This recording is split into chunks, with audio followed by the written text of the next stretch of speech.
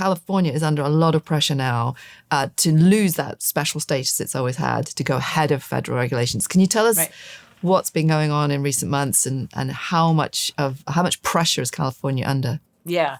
So as I mentioned before, every rule California adopts has to go to the EPA. And there have been arguments in the past. There were past administrations that did not approve waivers, but the Trump administration has just been a whole new ballgame.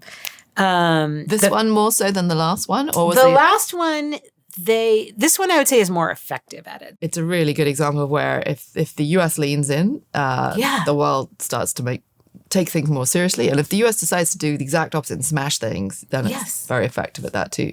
That's a smash things. That's perfect. I mean, that is this administration. If you think about this administration and climate, they are just running around smashing things. Yeah.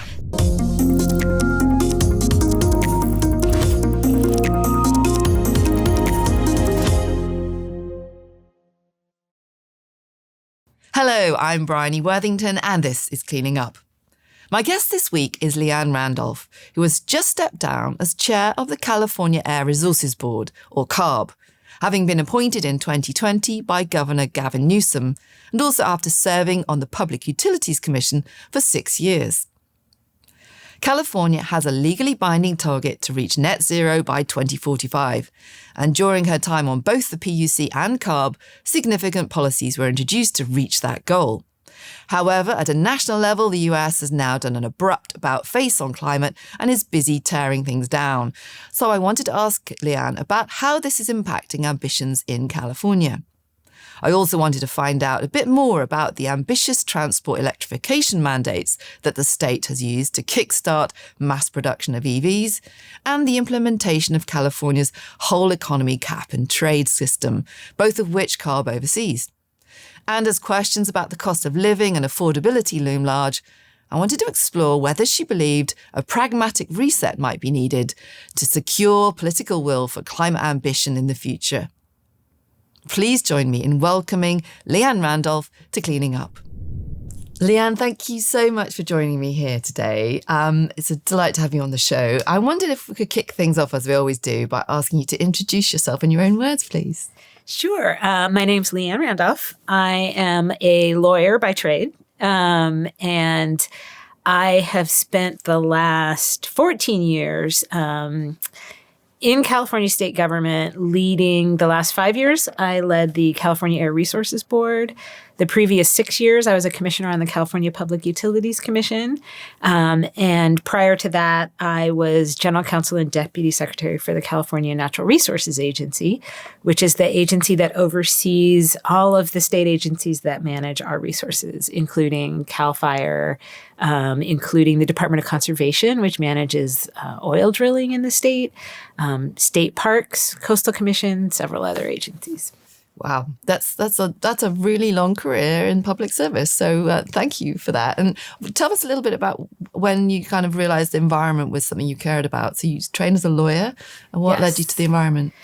So I did train as a lawyer, and I, in law school, took environmental law classes, administrative law classes. I was always very interested in government. Both of my parents were public servants. My dad was in the military. My mom was a public school teacher.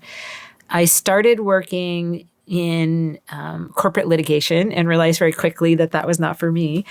And I went up to Sacramento and actually started working in political law, which is the law that regulates campaign contributions and lobbying and conflict of interest disclosure. And then I ended up moving to the Bay Area because my husband got a job there. Mm-hmm. And I worked at a small firm that represents local governments, which turned out to be the most amazing career for me because basically what the firm did is it represented small cities that were too small to have their own city attorney. Mm.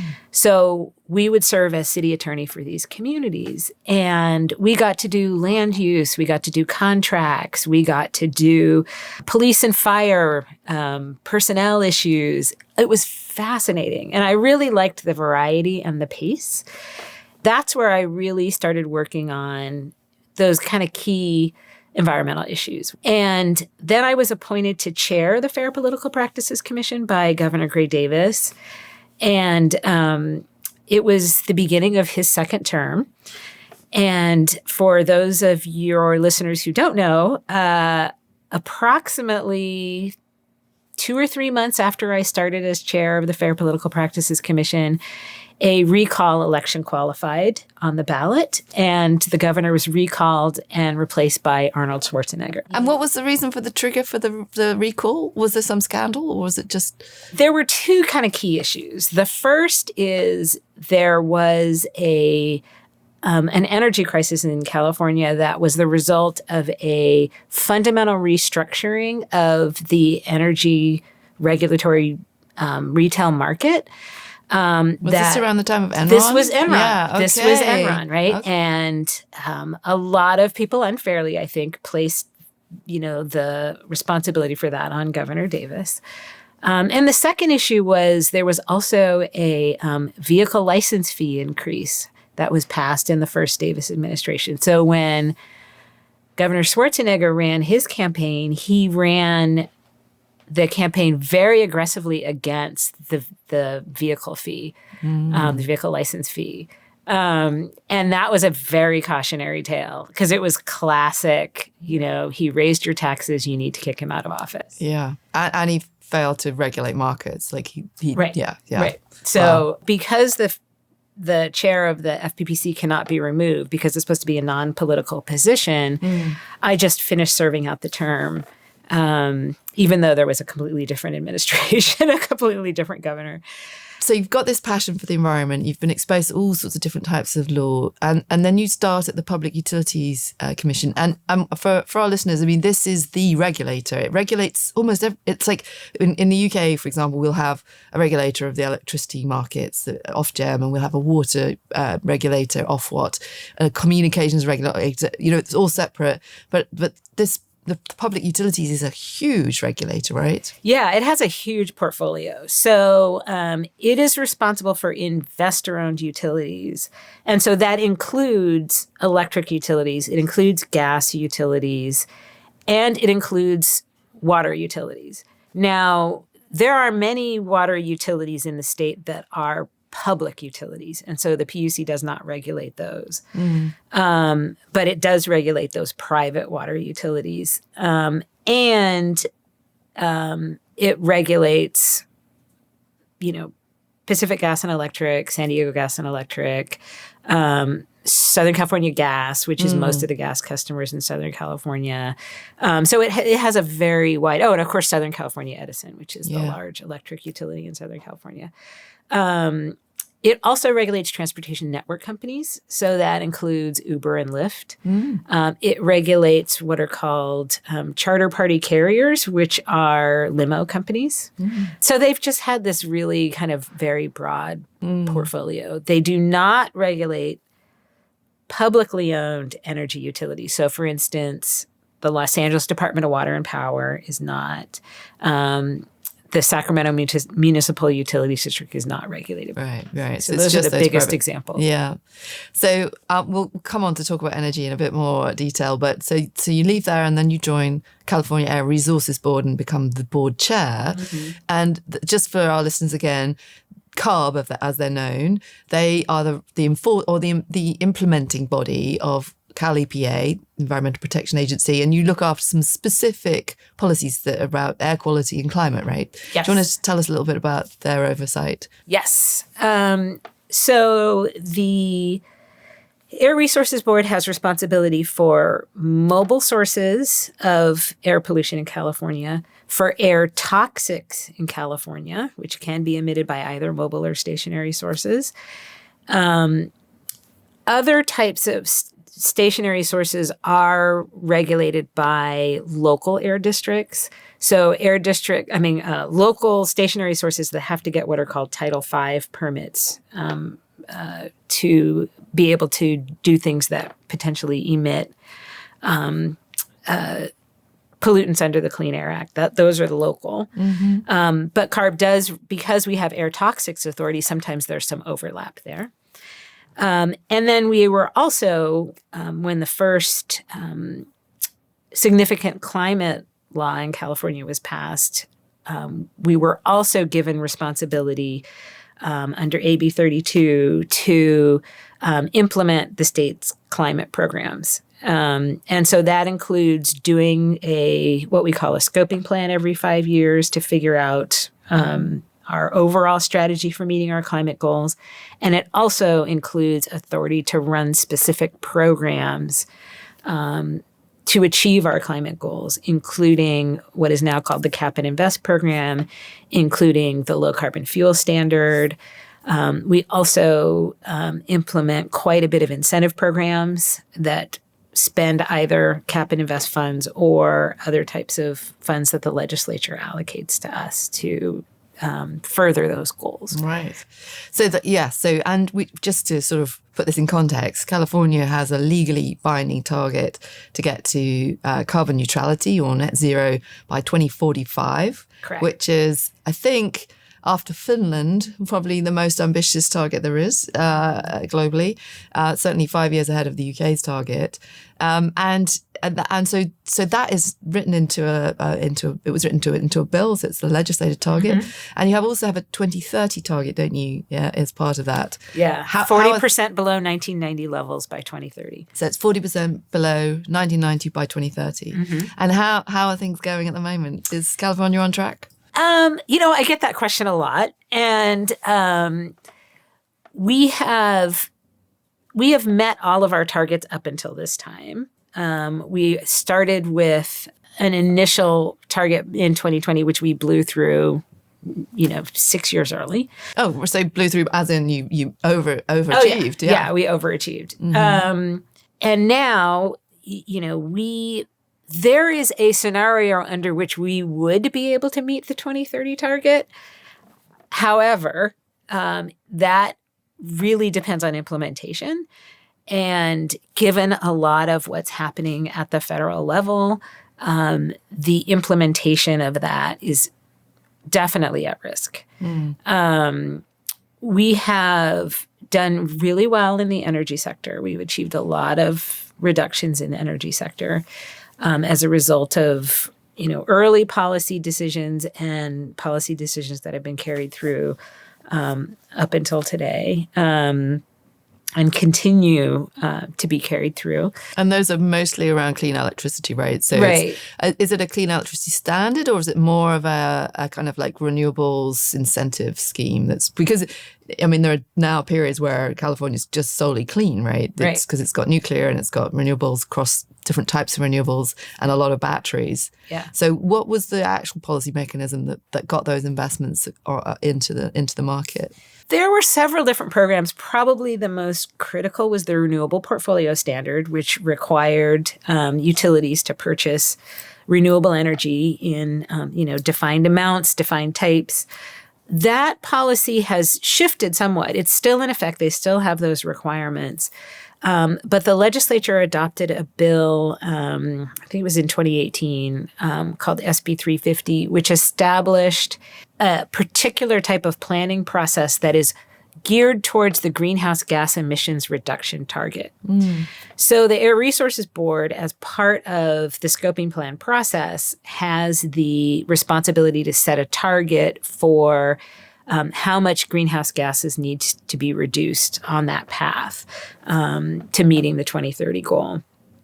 What SB 350 did is it basically said that utilities need to be planning for that GHG target. So it's not just about the amount of renewables that you're purchasing. It's about what are your overall GHG emissions, and is that trajectory going down? So utilities now do something called the Integrated Resources Planning process, which is managed by the Public Utilities Commission, where the commission requires them to file plans that show how they are going to meet that 2030 target and then eventually the 2045 target. So they're doing renewables easily because it's the most cost-efficient thing to do. Yeah. But the concern was, what if you decided to not if you shut nuclear down and put gas in instead, that could have the effect of negating the renewables additions. So they have to take a holistic look at the whole market under the new under the new sort of planning requirements. Right. Okay. Right. And is that what brought in the batteries? Because I mean, I've heard different numbers stated, but I think there's something like 10 gigawatts of battery storage now on the California grid. How did that come about? That's a lot of batteries. Yes. So there are two reasons why batteries became so important. The first is the legislature passed a bill that basically said, PUC, you need to set a target for utilities to procure batteries. At the time, they were very nascent. There was a recognition that there was going to need to be energy storage. But that bill really pushed the utilities to actually have to purchase what was then a new and expensive resource.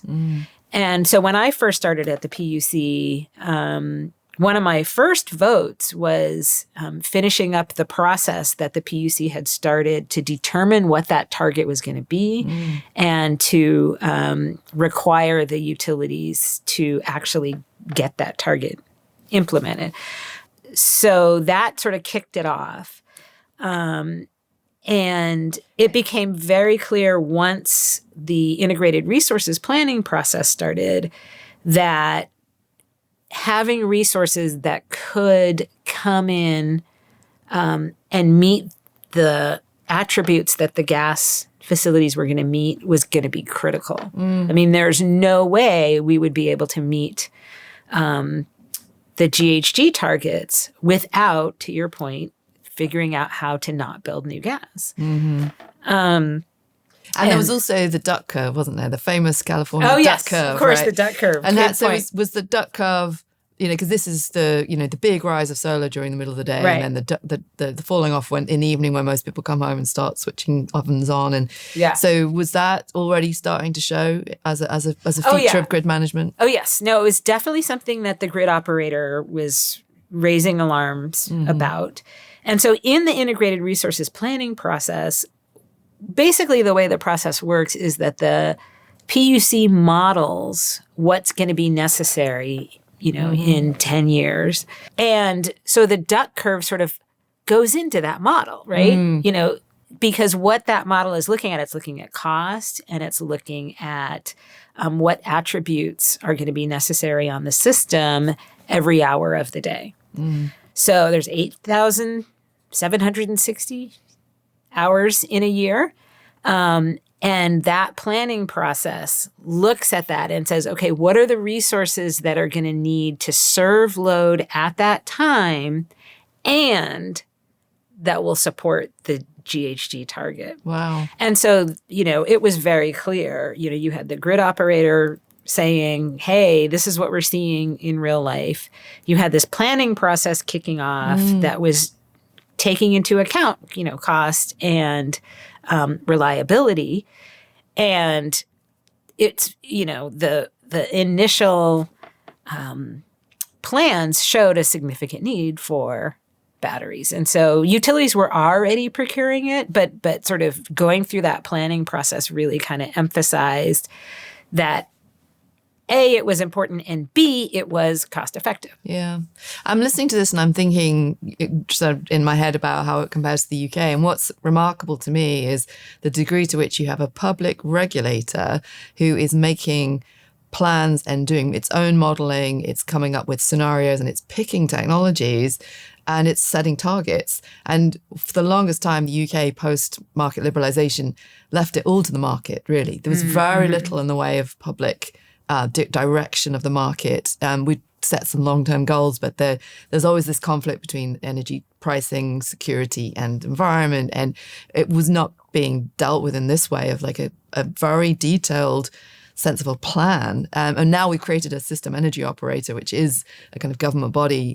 This is 10 years later, or 20 years later, we've realized that you actually do need some central planning in order to get the market to deliver to those three quite sometimes in conflict goals, right? So someone has to make a call. Yes. And this was, these were things that sort of built up over time in California. California's always been on the leading edge of things like energy efficiency. But having, for instance, a significant rooftop solar initiative, that was huge in, bringing solar to rooftops all over California. Which that then created the duck curve, which then creates well, the yes. But this was an example of a program that turned out to be wildly more successful than anticipated. Well, I can see why, having lived here for nearly 3 years, that it's an incredibly sunny state, right? And so it is a technology that really plays to California's strengths. Yeah, and early policymakers were also incentivizing utility scale solar, and that's the other thing about California. There's a lot of space, right? Yes. You can put large scale solar in, and especially into neighboring, I've been driving up to Nevada and seeing the huge installations there. So again, geography plays a big role, right? Yes. So, it was sort of that perfect marriage of consistent policy direction towards reducing greenhouse gas emissions, and figuring out ways to do it, and having the PUC implement aspects and make policy decisions that furthered this deployment. How did you stand up to the argument, which is, this is all going to be too expensive, or just, often you'll get, it's just not possible from industries that don't want to change. How did you have the confidence to say, no, we think lithium-ion batteries are going to come down in price?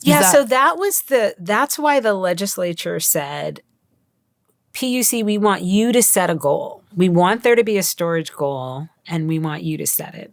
And what that enabled the PUC to do was kind of the technical analysis and the market analysis and the cost analysis, and say, okay, here's a logical target to start with, knowing that it will be adjusted over time. And what ended up happening is, because of the duck curve, doing battery storage became much more cost effective, because there needed to be resources to meet that need. And so you had the technology cost coming down, because lithium-ion batteries prices were coming down, at the same time as you had the value in the marketplace going up. Because for utilities to meet their resource adequacy requirements, they needed more resources that were going to be able to do this. At the same time, you also had older, dirtier gas plants that we were retiring. So you were having sort of less gas capacity. And you had this need that was increasing. And when you set those targets, did you just stipulate lithium ion, or did you just say, this is the characteristic of the storage that we need? The latter. The latter. Yeah. So maybe now today, we're seeing the advent of thermal electric storage, right? So I just came back from Beijing, where I've learned that China's just installed a huge molten salt battery store. I think it's like 1,000 megawatt hours that it can store. It's huge, at the site of a coal station. And so they're starting to now experiment with storing electricity as heat and then returning that as steam. So those sorts of storage technologies are sort of just at the cusp of commercialization now. Are they starting to make inroads into California's market? There is a market that's starting to grow for other types of batteries, particularly because one of the questions is, is there an opportunity to do longer duration, more than a 4-hour battery? The other thing that's happening, which is really important, is even lithium-ion batteries are evolving. Famously, there was a battery fire at Moss Landing, and that facility was, older technology, and current technology has moved well beyond it. So you have not only the cost coming down, but the efficiency and the safety improving as well. Yeah. And this will take us on to transport. That whole sector benefited from the supply chains that were brought in for electric vehicles. Yes. And could you just tell us the story of how it came to be that California basically started a market in electric vehicles like way back. This is in the 1990s, right? Yeah. So I think it's a fascinating story of how regulation can drive innovation. Yes. So the story starts all the way back in 1967. CARB was formed and regulating emissions in California. The very first chair of CARB was a scientist named Ari Hagen-Smit, who was the scientist who discovered that vehicles were causing smog in Los Angeles.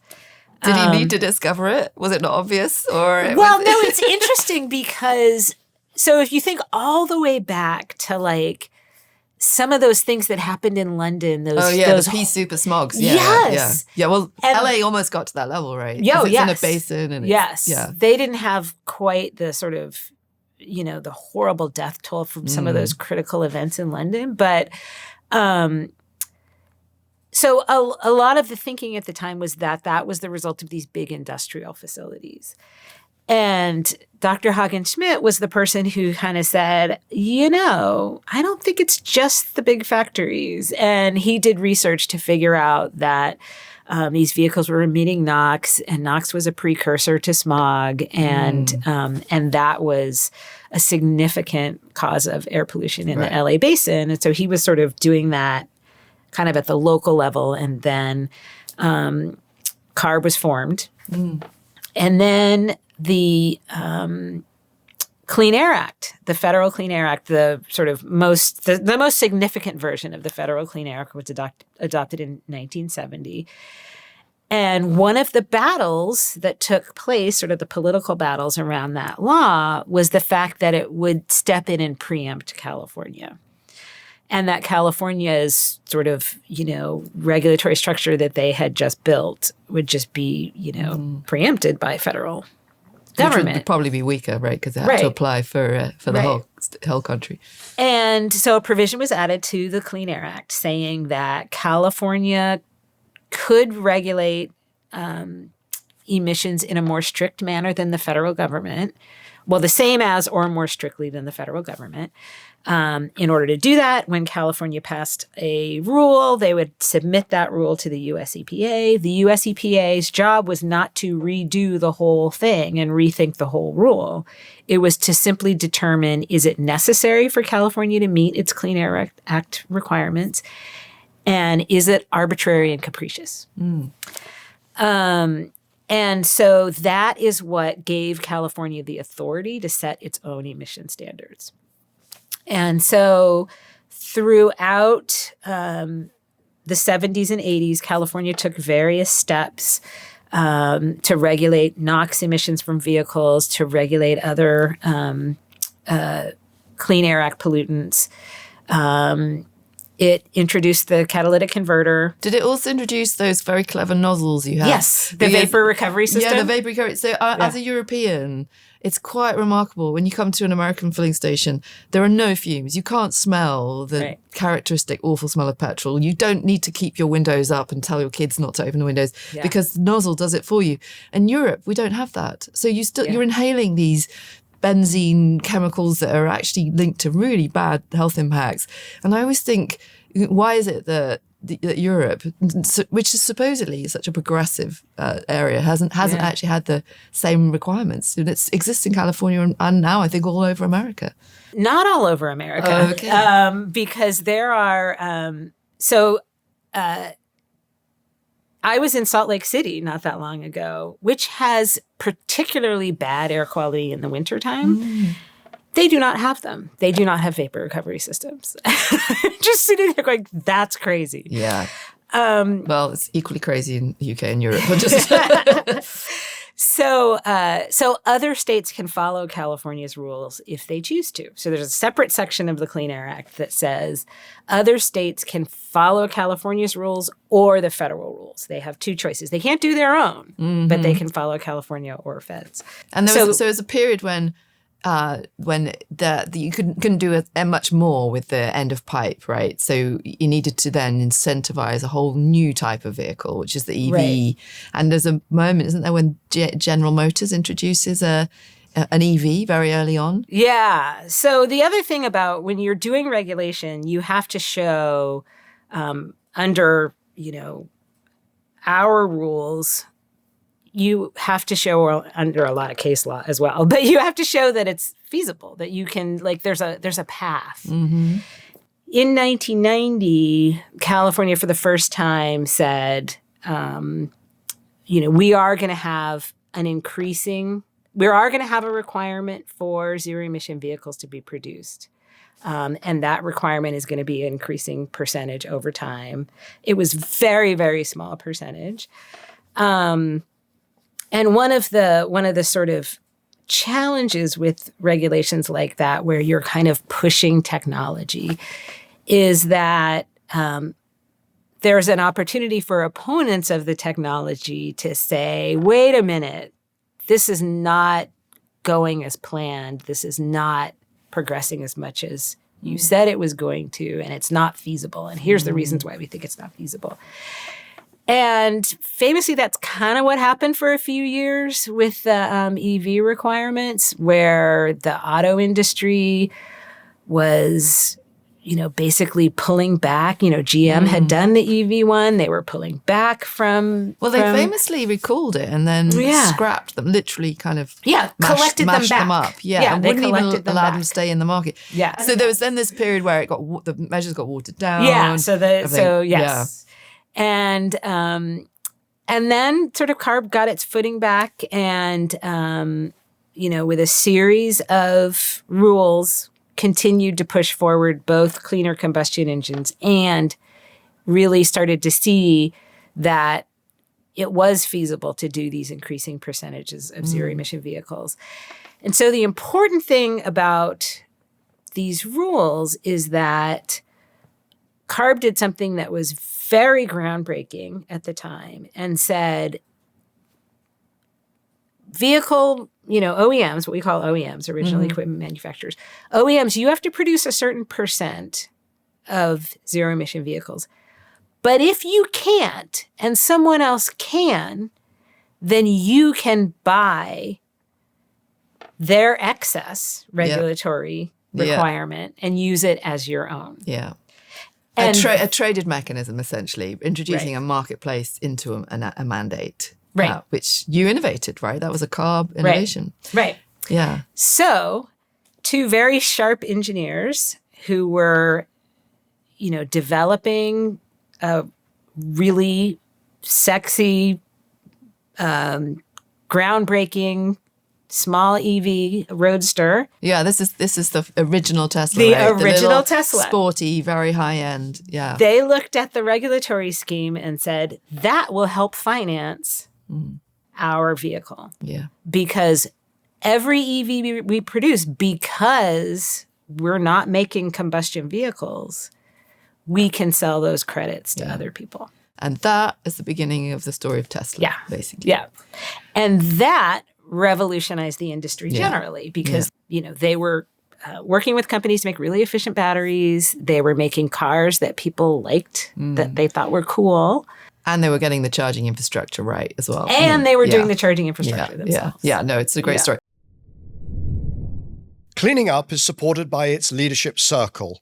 The members are Actis, Alcazar Energy, Arup, Signum Capital, Davidson Kempner, Ecopragma Capital, EDP of Portugal, Euroelectric, the Gilardini Foundation, KKR, National Grid, Octopus Energy, Quadrature Climate Foundation, SDCL, and Wärtsilä. For more information on the Leadership Circle, please visit cleaningup.live. If you've enjoyed this episode, please hit like, leave a comment, and also recommend it to friends, family, colleagues, and absolutely everyone. To browse the archive of over 200 past episodes, and also to subscribe to our free newsletter, visit cleaningup.live. That's cleaningup.live. Here we are today in 2025. Since January, we have a new administration in the White House. Somewhat kind of has done a total 180 on climate. Climate no longer is even, the science isn't even settled again. It doesn't exist. It's a hoax. And California is under a lot of pressure now to lose that special status it's always had, to go ahead of federal regulations. Can you tell us what's been going on in recent months and how much pressure is California under? Yeah. So as I mentioned before, every rule California adopts has to go to the EPA. And there have been arguments in the past. There were past administrations that did not approve waivers, but the Trump administration has just been a whole new ballgame.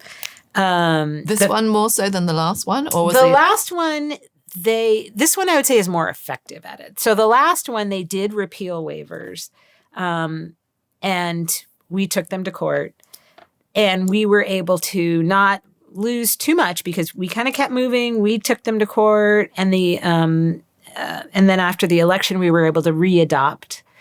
And importantly, we were able to enter into agreements with several automakers to continue making that progress. So the industry was somewhat split. Fast forward to this administration, and they have been much more aggressive. Because when you grant a waiver, when the EPA grants a waiver, they have to go through a whole process. They have to take public comment. They have to have a hearing. They have to do the whole thing. This administration said, well, you know what? We're going to shortcut that. We're going to take what's called the Congressional Review Act, which is a law that allows Congress to review federal regulatory action, federal rules. Mm-hmm. We're going to use that for the first time ever. Well, in the history of the United States. Yes, to take away this state rule that California adopted. And so they targeted our Advanced Clean Cars rule, which is the 100% by 2035 mandate.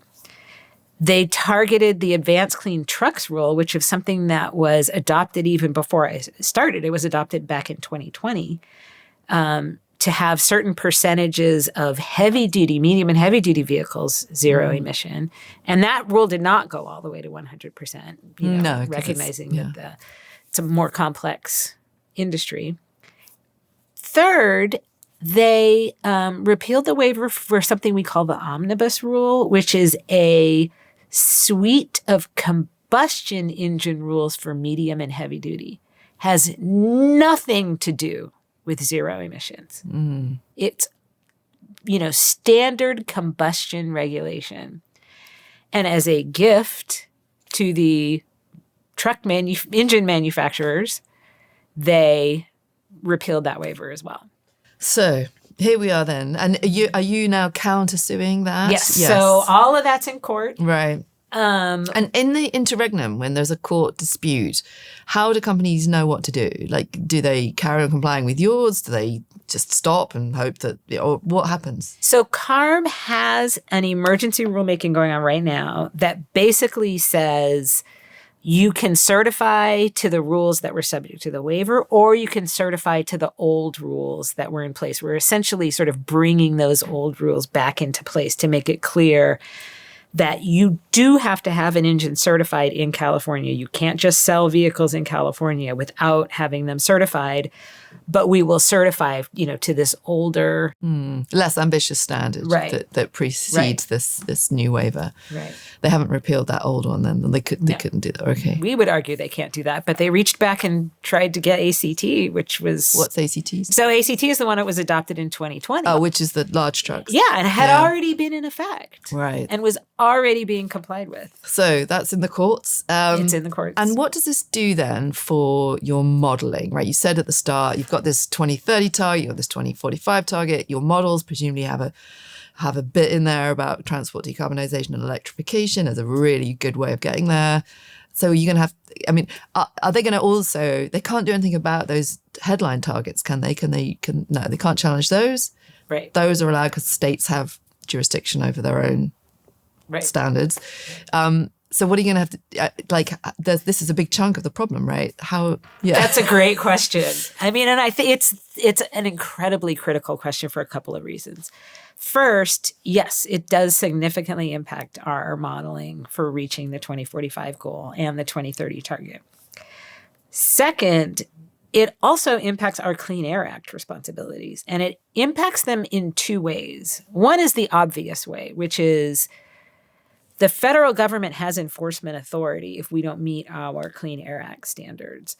So we are at risk of enforcement action by a hostile federal government. And in the first Trump administration, they did try to wield that enforcement power against us. The second, which is a much more weedy topic, is what's called conformity. And conformity is, if you're doing a new transportation project, is that transportation project going to conform to the Clean Air Act? And because so many of these rules, including the omnibus rule, which again is a straight, combustion rule, because so many of those rules have not been approved and are not in effect, then that is going to make it very hard for the transportation agencies that are trying to do new projects to show that they are in conformity with the Clean Air Act. Because they'd only be in conformity if a certain percentage of vehicles on that project or that new road were electric, or that there was a method of compliance. It's a little more weedy than that, but yes. I mean, basically the concept is they're like, we're out of compliance with the Clean Air Act. Okay. We have not met our target. Sorry. Yeah. And, that puts California at risk. But California has another backstop kind of whole economy policy, which we should come on to talk about, which is your cap and invest, or as we call it. It used to be called cap and trade. It used to be called cap and trade. We call ours an emission trading system now, not scheme, because scheme sounds bad. So Europe's got an emissions trading scheme. California had this cap and trade, and now cap and invest, and it's whole economy. Yes. And it was recently restated, right, that it would be extended. So what can the federal government do? Because that seems like the broadest measure you could have to try and get economic incentives that gets you towards your targets. Yes, exactly. That is that provision, all the covered entities. And the covered entities include static sources, so industrial and power. They capture the mobile sources at the refinery. Is that right? They capture both at the refinery and in fuel sales. Yeah. So the sale of fuel is also covered. Right. And so refineries get caught for their their pipe emissions, but also the fuel that they produce. And that also then captures gas going into the heating market for heat. Right. So it covers everything. Right. So there's a declining cap, and each company has their cap that they have to meet, and they can purchase or sell allowances for that, equate to those emissions. And the state is allocated a certain number of allowances, and that spins off revenue. You auction those. We auction those. Yeah.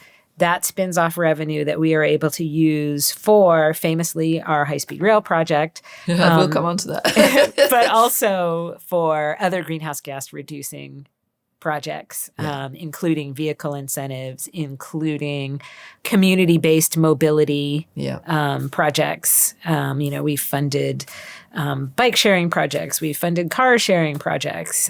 We funded charging infrastructure, planning grants to local agencies so that they can plan more sustainable transportation. So CARB has a whole unit called Sustainable Communities that works on things other than just focusing on the vehicle itself, but ways to have more sustainable transportation. And just to get a sense of this then, so those auctions have a fixed price attached to them. I think it's like $25, $26 per ton. It's a floor. It's a floor. And then, Right. Yeah. Oh, so they can go higher, but they can't go lower. Yeah. Right. And what proportion are being auctioned relative to being given to industries for free? It varies by industry. And there's a whole incredibly complex formula. And they get and they get certain amount of free allowances, and then they're responsible for the other allowances themselves, and then up to 4% this year, 6% going forward of their compliance can be met by purchasing offsets. Oh, yes.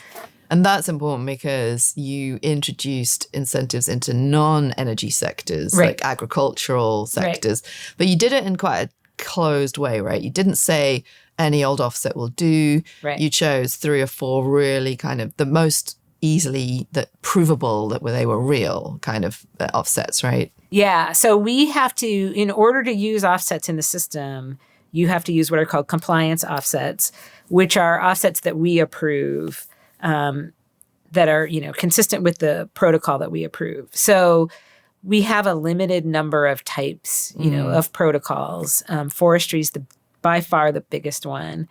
And we have some protocols that really aren't used very much. Like we have a rice protocol to reduce methane emissions from rice cultivation. It's not used. Which is kind of curious because, and maybe listeners don't know this, but California produces rice. Yes. And therefore it's got a huge methane. Producer of rice. Yeah. And we are a significant exporter of rice to Asia. To Asia. Interesting. We have a huge export to Japan. Still? Or is the tariff the war? I don't know how the tariffs have affected that. Yeah, I was going to say. Well, that's kind of a neat accidental bridge into the question of tariffs, because if there's one thing our listeners will know about is that America has kind of introduced the kind of almost crazy blanket tariffs that have really disrupted global trade. And some of the things we've talked about, including the sort of solar revolution, the battery revolution, they're highly dependent on, low cost imports. So is that also affecting your modeling? Like, are now prices being increased because of those policies? Yes. The tariff issue is another thing that is increasing the uncertainty around meeting the targets, because it has increased prices. A lot of the work we need utilities to do, improving their distribution system, their transmission system, hardening for wildfires, all those things rely on a supply chain that is now being impacted by tariffs.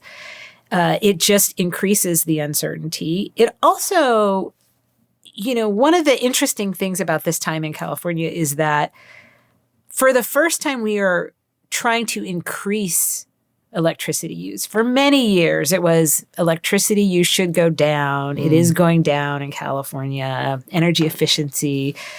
Now we're trying to get people to fuel switch. So we're trying to get them to move away from natural gas and gasoline and towards electricity.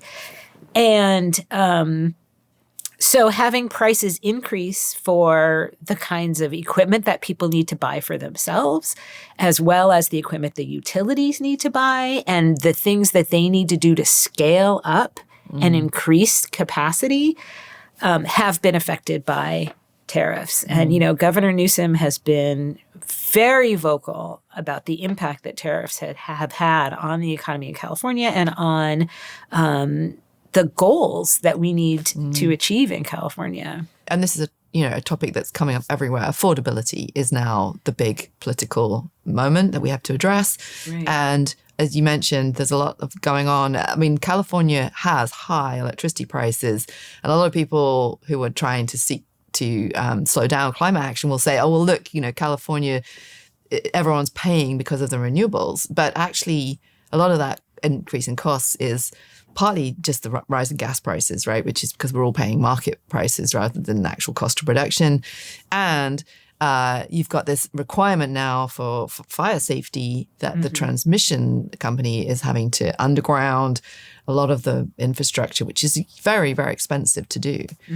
Yes, absolutely. I mean, we are in a situation where we are having to mitigate the impacts of climate change and adapt to the impacts of climate change at the same time. And so you have utilities who need to do things like underground or harden their poles or use covered conductor to address the high heat of wildfires that are just much more severe than they have been in the past. So the criticality around avoiding ignition from energy infrastructure it's so fundamental to the utilities operation, and to have them out in the market trying to buy the equipment they need and have those prices going up or have uncertainty about what those prices are going to be makes it very difficult. So we've got this perfect storm in a way. You've got adaptation costs bearing down, and you've got inflation driven partly by gas prices, partly by tariffs.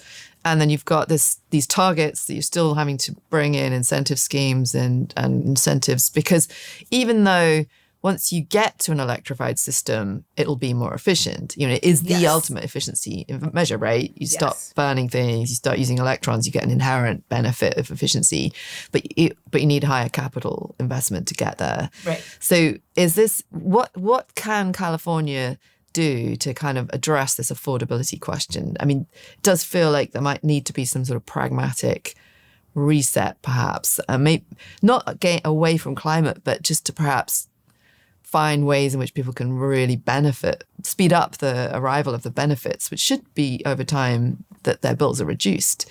What can be done? Yeah, no, I think it's a very challenging question. I mean, one of the when you think about rates, for instance, there are various sort of ideas about how to reduce rates. One is to continue to increase electrification. The more electrons are sold, the more you're spreading the costs of the fixed assets.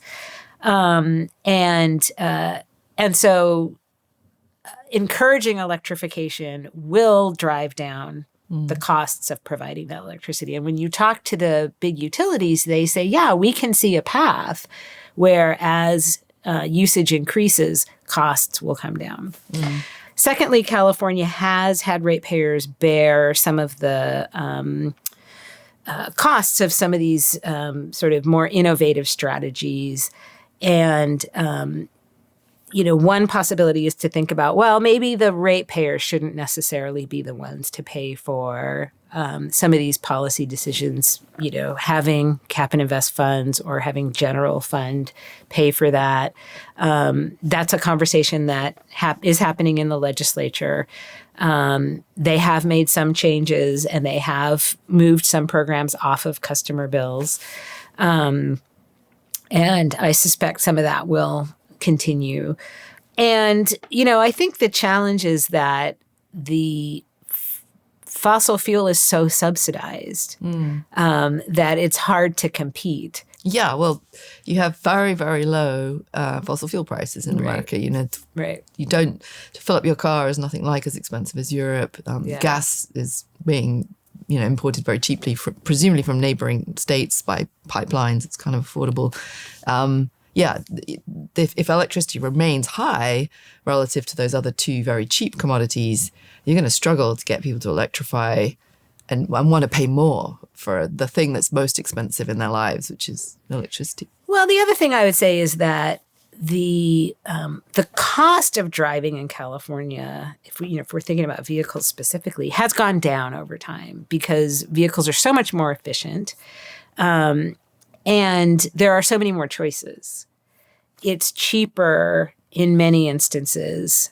If you have the ability to charge at home, it's cheaper to have an electric vehicle versus a combustion vehicle, even with our current rate structure. It would be even cheaper if you had more affordable EVs. There is that. At the There's moment, the upfront cost. Yeah. And you're not allowing Chinese EVs in. The UK actually, interestingly, at the moment is holding the line on allowing Chinese vehicles in, which means we now have super affordable EVs arriving, which means more people can get their hands on them and at a much lower upfront cost. So it's way more equitable than everyone running around in a fancy Tesla or a Rivian. That end of the market here seems to be missing. Yeah, I mean, automakers are starting to try to serve that market. But you're not wrong. I mean, there are, very high quality, very affordable vehicles in China that, the U.S. market just doesn't have access to. So we have to, continue to work with what we have, continue to push the automakers to make more affordable versions. But even with those higher costs, it's still more cost effective. Mm-hmm. And so we need to just make sure and keep it that way. Frequently, renewable diesel is at a lower price point than fossil diesel for heavy-duty vehicles. So, they have an opportunity to travel with lower cost and lower GHG as well. Yes, Yes, because of course America also produces an awful lot of renewable biofuels, biofuels that are direct drop-in substitutions, so ethanol into the road fleet.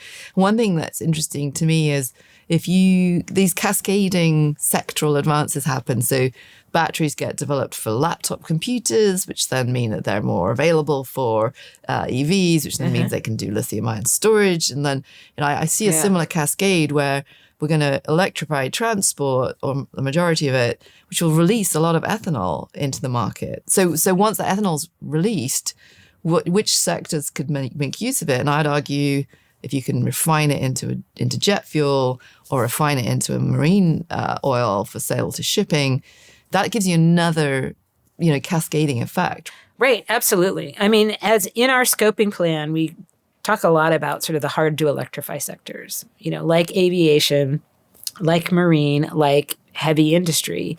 And we're definitely, you're seeing progress in heavy industry where more of that will be electrified, but there are still high heat processes that either are difficult to electrify, or you have both the fuel use and the process emissions like cement, where, you are really challenged to significantly reduce emissions. And so having fuels that are not fossil fuels be able to serve those industries is really important. I think the challenge we have is the industrial sector is so diffuse, like there's so many different types of uses.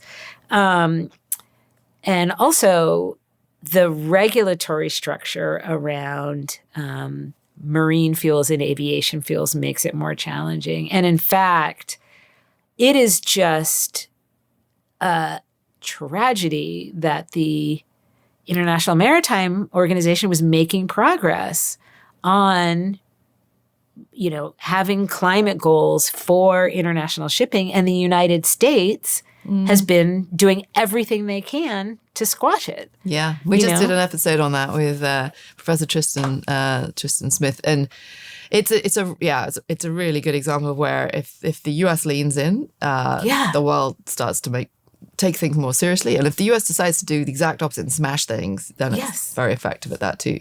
That's a smash things. That's perfect. I mean, that is this administration. If you think about this administration and climate, they are just running around smashing things. Yeah. They're not even sort of having the kind of sort of policy drags that we have seen in the past where it's like, oh, well, we're not going to make any progress. No. They're like actively destroying things. And also sometimes there are unintended consequences, because one of the things that could have come out of those shipping regulations was a bigger market for LNG in the short term. And actually the US stands to benefit from that. They're not playing chess. It doesn't feel, it's kind of, maybe it's a chimpanzee playing chess, which...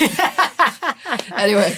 Pieces being thrown. Pieces are being thrown, right. So, but we skipped over slightly there the question about the high-speed rail. And I do want to come back to that because it is such a big project and it's been so slow and so expensive. And yet I hear there's a private sector high-speed rail initiative that's going to try and connect LA to Las Vegas. Yes. That's moving much faster. There must come a point where you think, is this best use of public funding and public energies to try and make this thing happen, which doesn't seem to be happening? Two things. First, that private project just announced that they are having significant cost and time overruns. Okay. So it's not just the public then. It's not just the public one. I think there was a lot of lost time with the high-speed rail project, but they are continuing to make significant progress. And if you go to the Central Valley, you realize like how much work they are doing. You see the overpasses they built. You see some of the tracks that they are putting in now. And it's, you can see it coming to life. And I guess I would say you have to, in order to bring projects like that to life, you have to get them started and they have to get that momentum. And I think for a long time it was not gaining momentum. And now it is moving forward. It is progressing. And it is something that will hopefully bring it has already brought significant jobs to the Central Valley and will hopefully continue to bring significant economic opportunities in a region of the state that has been really impacted. And it's cleaner, than having everybody drive up and down I-5. I suppose I feel like the way to make progress is to go with the grain of what a country's good at and what a state is good at, in the same way you've done with solar, which, just seems to lend itself, and the geothermal that California's done.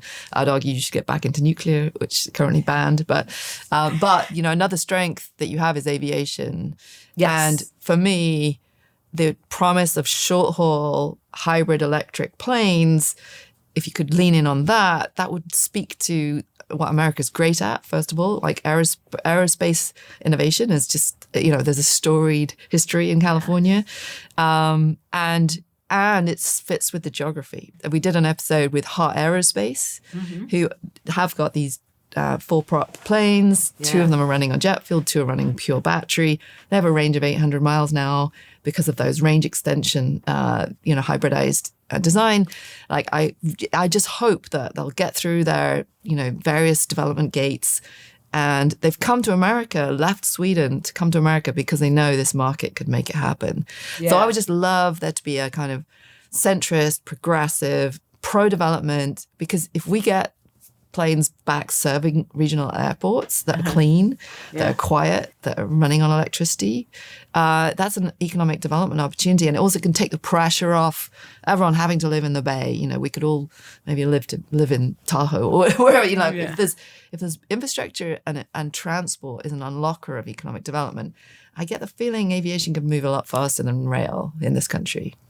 Yeah, I don't disagree that there is a huge opportunity with some of the cleaner, aircraft technology. And, one of the things when I talk to some of the companies who are doing this, one of the things they point out, not only is there an opportunity to build that market in and of itself, but that technology is something that, as it gets perfected over time, can be scaled up. So you go from a 6-person to a 12-person to a 50-person, and the next thing you know, you're building clean jets. Yeah, we hope. At least, or you're building medium-sized, smaller jets that are serving people in a different way, right? Yeah. So our pattern of usage, because the prices will essentially come down for the short haul and go way up for the long haul. We might all decide to go to holiday to, somewhere much more local than do that big transatlantic or that big trans-Pacific flight. Perhaps then, as we come to the end,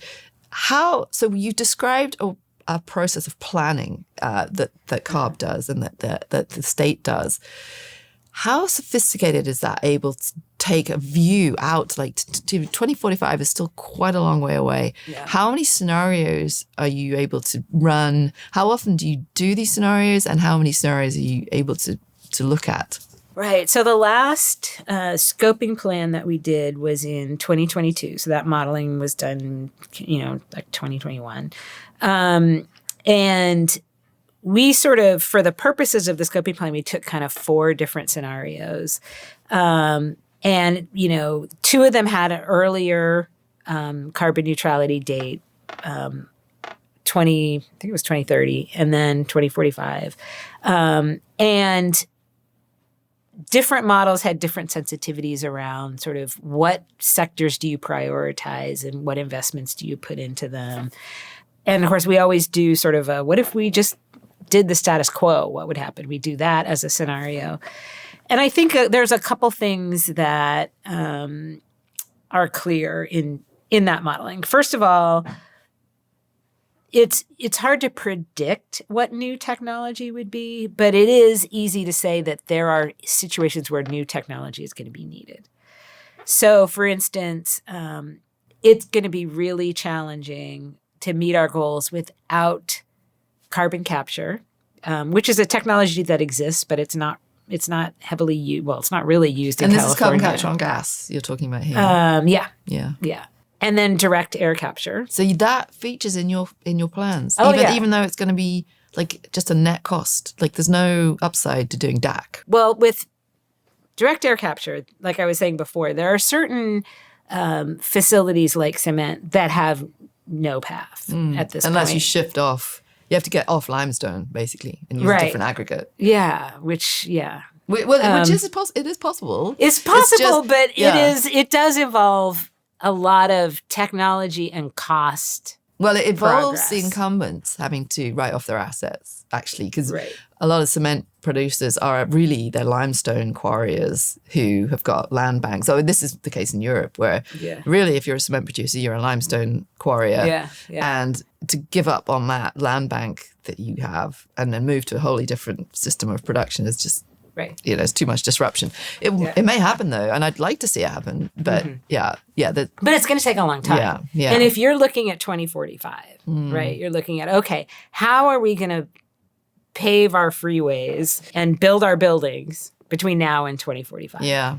And so you go, okay, yeah, we depend on cement for that. And so there's actually the Trump administration canceled a $500 million grant on a cement plant in the Central Valley.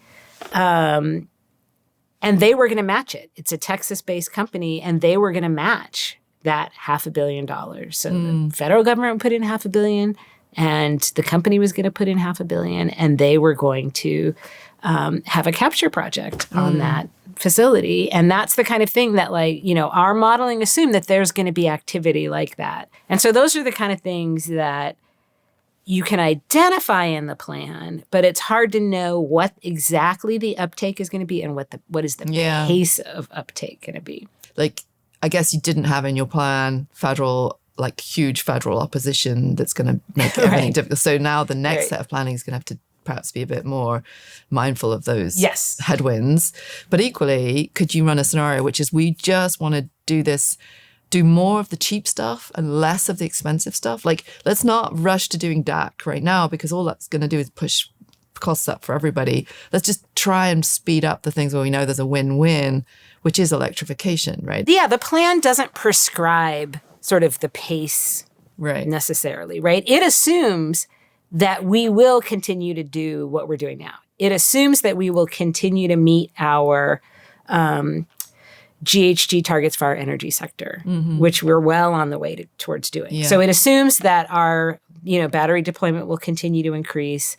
It assumes, that we will continue to use other carbon-free resources that we have in place, like large hydro, which is not qualified under RPS, for instance. Diablo. Yeah, the right, nuclear, which is also not qualified under RPS, but can be counted in terms of the GHG target. So it's not an either or. It's more of like, we know we're going to do these things, and as we get closer to 2045, we know those things aren't necessarily going to be enough. So what are we seeing kind of at the end of the horizon? Yeah, sure. But I suppose I've been heavily influenced by my co-host, Michael Liebrich's pragmatic reset, of which I agree with a lot of it, not all of it. But one of the things that I really think he's put his finger on is, let's do the easy stuff. Let's not try to do everything all at once, all at the same time, because that's just going to keep adding costs to people's bills at a time when, as you said, we're also now paying adaptation costs and inflation costs, etc.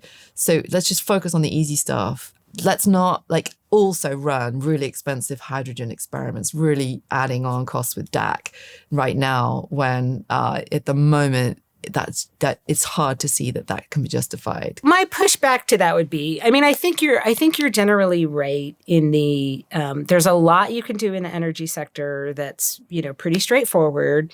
Demand response being a good example.